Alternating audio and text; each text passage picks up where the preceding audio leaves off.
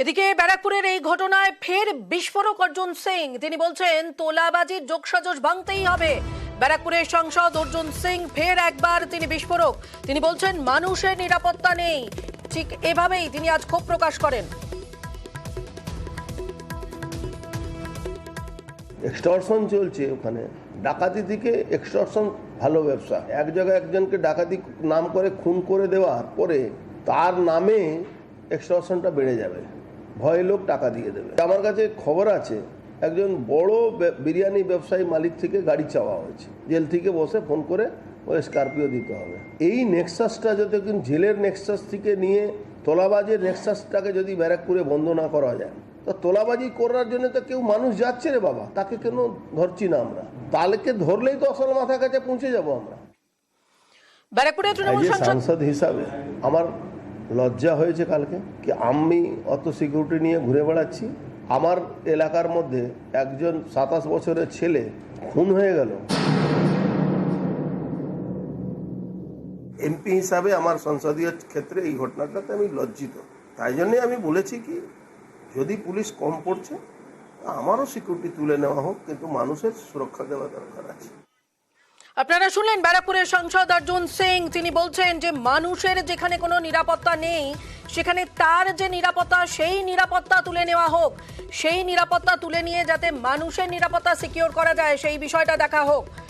বিস্ফোরক অর্জুন সিং, ব্যারাকপুরের সাংসদ অর্জুন সিং তিনি ফের বিস্ফোরক। শান্তনু সেন আর এই যে ব্যারাকপুরের সাংসদ অর্জুন সিং তার মন্তব্যের পাল্টা প্রতিক্রিয়া দিয়েছেন শান্তনু সেন। তিনি কি বলেছেন? তিনি বলছেন যে সম্পূর্ণ ব্যক্তিগত মতামত, সাংসদ হিসেবে ওরও দায়িত্ব রয়েছে। শুনবো আমরা শান্তনু সেন কি বলেছেন।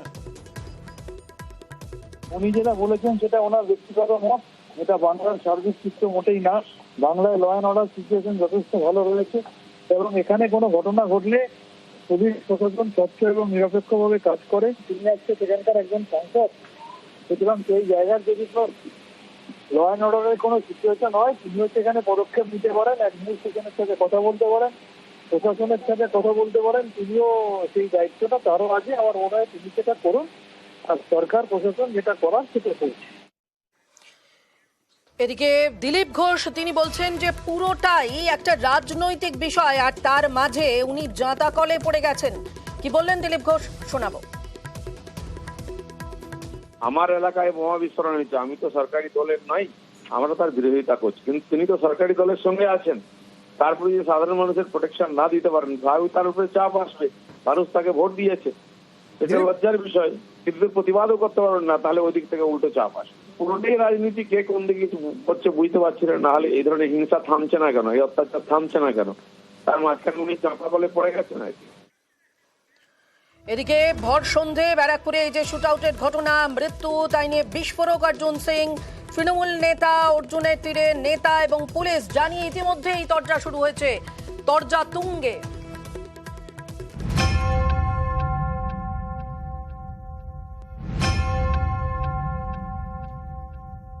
রাজনীতিক নেতারা সবসময় হস্তক্ষেপ করে, এটা কোনো নতুন কথা না। সিপিএম ছিল, সিপিএম করতো, আমরা আছি, আমরাও করি।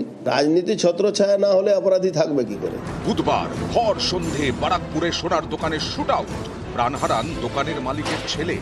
এ নিয়ে জোর শোরগোল, সুর চড়াচ্ছে বিরোধীরা। একটা ব্যাপক আইন শৃঙ্খলার অবনতির পরিবেশ। আমার মনে হয় টিএমসি ইচ্ছা করে এটা তৈরি করেছে, আফগানিস্তান বানিয়ে দিয়েছে পশ্চিমবঙ্গকে। বিরোধীরা যখন এভাবে শাসক দলকে নিশানা করছে, তখন শাসক দলেরই নেতা অর্জুন সিং বিস্ফোরক দাবি করলেন।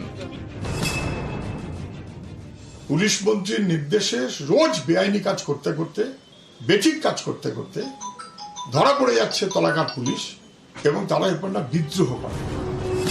টিটাগড় থানার ভূমিকাটা ঠিক না, যেহেতু এদের একটা নেক্সাস তৈরি করে না কিছু অফিসাররা, তাদের জন্য এইগুলো অপরাধীগুলো সুযোগ পেয়ে যায়।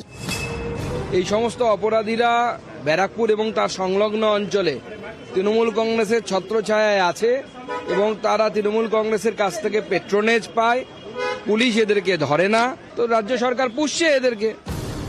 2019-এ লোকসভা ভোটের মুখে ফুল বদল করেন অর্জুন সিং। ঘাসফুল ছেড়ে হাতে তুলে নেন পদ্ম। এরপর থেকে প্রায় প্রতিদিনই গন্ডগোল, অশান্তি লেগেই থাকতো ভাটপাড়া, টিটাগড়, বারাকপুর এলাকায়। গুলি, বোমা, রক্ত, খুন কিছুই বাদ যায়নি। বারবার রাজনৈতিক সংঘর্ষ। 21-এ বিজেপির বঙ্গজয়ের স্বপ্নভঙ্গ হয়। এরপর অর্জুন সিং বিজেপি ছেড়ে তৃণমূলে যোগ দেন। তারপর বারাকপুর ও সংলগ্ন এলাকার পরিস্থিতি অনেকটাই নিয়ন্ত্রণে আসে। তবে সম্প্রতি আবার একাধিক ঘটনা ঘটছে, যেগুলি মূলত ইন্ডিভিজুয়াল ক্রাইম। যেমন 2022-এ জুলাই মাসে জগদ্দলে ভর সন্ধ্যায় এক যুবককে খুন করা হয়। 2022-এর সেপ্টেম্বর ক্লাস চলাকালীন টিটাগড় প্রি ইন্ডিয়া হাই স্কুলের ছাদে বোমা পড়ে। পরের মাসেই কাঁকিনাড়ায় বল ভেবে বোমায় পা, জোরালো বিস্ফোরণে ঘটনাস্থলে মৃত্যু হয় এক শিশুর, গুরুতর আহত হয় আরো এক শিশু। গত মাসে টিটাগড়ে খুন হন এক ব্যবসায়ী। এবার বারাকপুরে শুট আউট, সোনার দোকানে ডাকাতিতে বাধা পেয়ে গুলি, প্রাণ গেল দোকান মালিকের ছেলে। এ নিয়েই বিস্ফোরক তৃণমূলের অর্জুন সিং। তিনি এদিন যা বলেছেন তাতে নয়া অস্ত্র পেয়ে গেছে বিরোধীরা। অর্জুন সিং যা বলেছেন নিশ্চিতভাবে এই ধরনের ঘটনা দুঃখজনক, অবাঞ্ছিত, কিন্তু দলের সিনিয়র নেতা তারা যদি হঠাৎ এই ধরনের বিরোধীদের মতো ভাষায় কথা বলেন, সেটা তো ঠিক নয়। নিউজ 18 বাংলা।